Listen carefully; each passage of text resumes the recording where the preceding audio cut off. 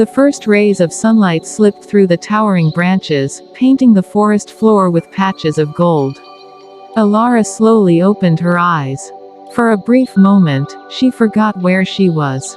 Then the rough bark against her back and the damp earth beneath her reminded her that Ashwood Manor was gone. She was truly alone. Her stomach growled loudly. She had not eaten since yesterday. Brushing leaves from her dress, she stood and adjusted the small satchel hanging from her shoulder. The silver moon pendant rested against her chest, its surface strangely warm despite the cool morning air. She chose the narrowest path, hoping it would lead somewhere beyond the endless trees. Birds sang from hidden branches, while colorful butterflies drifted through shafts of sunlight. The forest was beautiful, yet every sound made her glance over her shoulder. Hours passed. She crossed a shallow stream, using smooth stones to keep her shoes dry. Crystal clear water flowed around her ankles, and she knelt to drink, grateful for something to ease her thirst. Nearby, clusters of bright blue berries grew on a bush. Remembering her father's advice never to eat unfamiliar fruit, she reluctantly walked away. As the afternoon sun climbed higher, the forest began to change. Ancient trees twisted into strange shapes, their roots rising from the ground like sleeping giants. Delicate golden flowers covered the earth, releasing a sweet fragrance that danced on the breeze. Elara paused. "I've never seen flowers like these before," she whispered. The petals shimmered for a heartbeat before becoming still again. She reached out but stopped herself. Something deep inside warned her not to touch them. Continuing forward, she noticed odd markings carved into several tree trunks, crescent moons surrounded by tiny stars. Someone had been here. Or perhaps something. Hope flickered inside her. Maybe there was a village nearby. Maybe she wasn't alone after all.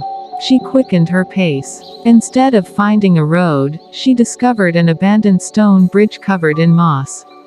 The river beneath it was silent, reflecting the sky like polished glass. Elara stepped onto the bridge.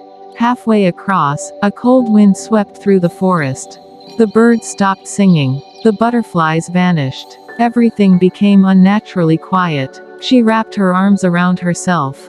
"Hello," she called softly. Only her own voice echoed back. Then she heard it. A whisper. So faint she almost believed it was the wind. Elara. She spun around. No one. The whisper came again. "Follow." Her heartbeat raced. She hurried off the bridge and continued walking without looking back. The sun slowly disappeared behind dark clouds, and shadows stretched across the forest floor.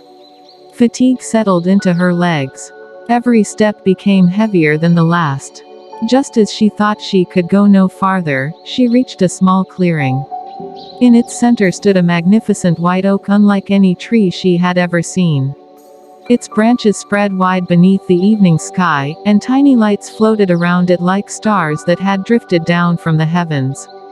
The sight stole her breath. She carefully sat beneath its enormous roots and rested her head against the trunk. The gentle glow surrounded her, easing the fear that had followed her all day. For the first time since being banished, she felt a hint of peace. She closed her eyes. High above, hidden among the branches, a silent shadow watched over the exhausted young woman. Golden eyes followed her every movement before disappearing into the gathering night. Unaware of the unseen guardian, or hunter, Elara drifted into a restless sleep as the moon rose over the endless forest.